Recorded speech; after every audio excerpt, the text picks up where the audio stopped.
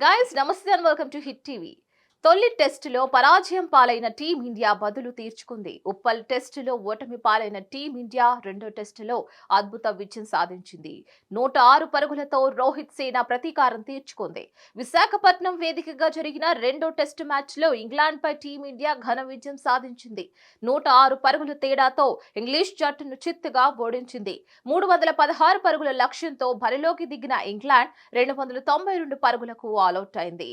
Tom హార్డ్లేను Bumrah bowl చేసి భారత్ కు విజయాన్ని అందించాడు. ఈ గెలుపుతో 1-1తో సిరీస్ సమం చేసింది. బస్ బాల్ తో దంచి కొట్టాలనుకున్న ఇంగ్లాండ్ బ్యాటర్లకు భారత బౌలర్లు కళ్లెం వేశారు. స్పిన్నర్లు అశ్విన్, కుల్దీప్ విజృంభించడంతో తొలి సెషన్లో ఇంగ్లాండ్ 6 వికెట్లు కోల్పోయింది. లంచ్ కు ముందు ఓవర్లో డేంజరస్ బేస్ స్టోన్ ను బూమ్రా ఎల్బీగా వెనక్కి పంపాడు. దాంతో లంచ్ సమయానికి 6 వికెట్ల నష్టానికి 194 పరుగులు చేసింది. టెయిలెండర్లతో కలిసి పోరాడుతాననుకున్న కెప్టెన్ బెన్ స్టోక్ రన్అట్ గా వెనుతిరిగాడు. ఇక తర్వాత వచ్చిన టామ్ హార్లే, బెన్ ఫోక్స్ కొద్దిసేపు విసిగించారు. దీనిపై మరిన్ని అప్డేట్స్ కోసం కీప్ వాచింగ్ హిట్ టీవీ.